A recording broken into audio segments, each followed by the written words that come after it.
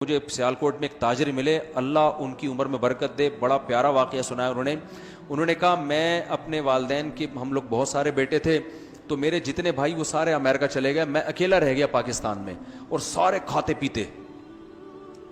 اب کہہ رہے ہیں مجھے بھی خیال، مجھے بھائی بلا رہے تھے امریکہ آ جا، امریکہ آ جا، یہاں بزنس ہے، کاروبار ہے وغیرہ وغیرہ نا، جاب بھی بہت اچھی ہوتی ہے۔ 20-22 سال کے نوجوان کو کتنا شوق ہوتا ہے امریکہ جانے کا۔ کہہ رہے ہیں مجھے یہ خیال ہوا کہ یار میری والدہ یہاں کیا ہو جائیں گی، اکیلی، کوئی بیٹا بھی والدہ کے ساتھ نہیں ہے۔ اب کہہ رہے ہیں مجھے سب کہنے لگے یار اماں کا وہاں سے پیسے بھیج دینا، کچھ بھی کر لینا، لیکن یہ کہ ابھی چلے جاؤ یار، تمہاری تو زندگی بن جائے گی، تم کیا اماں لگا کے رکھی ہوئی ہے۔ کہہ رہے میں جماعت میں نکلا تو حضرت مولانا طارق جمیل صاحب اس وقت زیادہ مشہور بھی نہیں تھے، پرانا قصہ ہے ان کا۔ کہہ رہے وہ کپڑے دھو رہے تھے، تو کپڑے دھوتے ہوئے میں نے ان سے پوچھا، میں نے کہا حضرت ایک طرف میری والدہ ہیں، دوسری طرف بزنس، پیسہ، امریکہ کی رنگ رلیاں، تو آپ مجھے مشورہ دے دیں کہ میں امریکہ جاؤں یا یہاں رہ کے اپنی والدہ کی خدمت کروں، یہیں کوئی روزگار تلاش کروں۔ تو کہتے ہیں انہوں نے مجھے خود اپنا واقعہ سنا ہے، کہہ رہے ہیں کپڑے دھوتے دھوتے نا میری طرف ایک نظر اٹھا کے، ان کی سرائیکی زبان ہے نا، سرائیکی ہے بدنی پنجابی حضرت کی، تو اس زبان میں مجھ سے کہا کہ ادھر کوئی اور اللہ ہے جو ادھر تجھے رزق دے گا، یعنی پاکستان میں رزق دینے والا اللہ کوئی اور ہے اور وہاں رزق دینے والا اللہ۔ او بھائی تو اللہ کی خاطر جب ماں کی خدمت میں ہے تو جو اللہ تجھے وہاں کھلا سکتا ہے یہاں کیوں نہیں کھلائے گا۔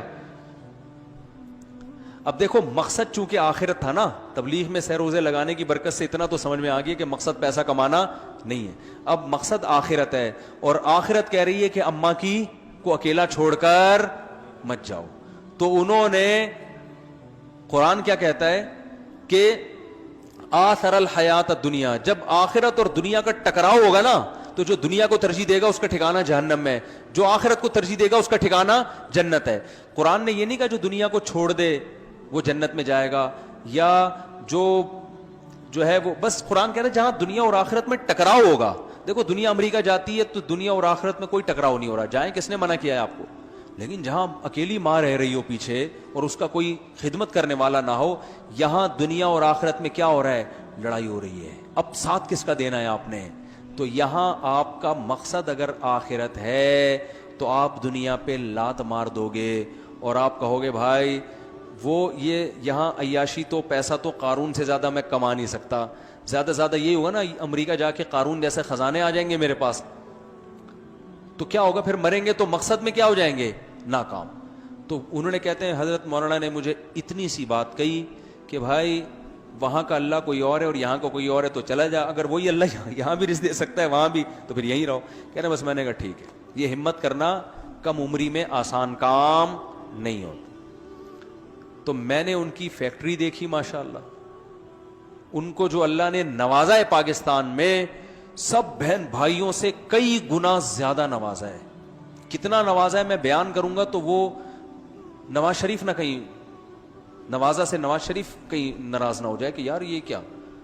تو اتنا اللہ نے نوازا ہے کہ اگر وہ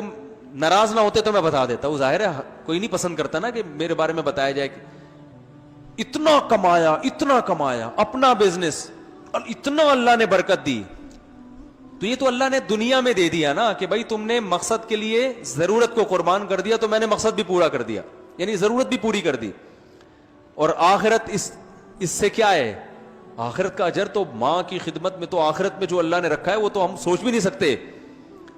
تو بھائی یہی لائف اسٹائل اللہ ہم سے چاہتا ہے۔ تو یہ باتیں بتانے کے لیے پیغمبر آتے ہیں، پیغمبروں کے علاوہ کوئی اور یہ باتیں نہیں بتاتا، اور پیغمبروں کے جانے کے بعد علماء یہ باتیں بتاتے ہیں جو پیغمبروں کے وارث ہیں۔ تو اب آپ کو اس آیت کا مطلب سمجھ میں آیا ہوگا کہ موسیٰ علیہ السلام بنی اسرائیل سے کہہ رہے ہیں کہ اللہ نے تم پر سب سے بڑا احسان کیا، تم میں پیغمبر بھیجے، دوسری قوموں میں نہیں بھیجے۔ کیا مطلب، تمہیں پرپز آف لائف پتا ہے، دوسری قوموں کو پیدا ہونے کا مقصد نہیں پتا۔ تو اس سے یہ بھی پتا چلتا ہے اسی آیت سے کہ جس قوم میں علماء ہیں جن کو دیسی زبان میں مولوی کہا جاتا ہے اور دنیا کا سب سے ناکام ترین طبقہ سمجھا جاتا ہے، اللہ کی نظر میں ان مولاناؤں کا وجود جو اہل حق ہیں ان کا وجود کسی قوم میں اللہ کی سب سے بڑی نعمت ہے۔ جس کو آپ دنیا کا سب سے بیکار ترین طبقہ سمجھتے ہو.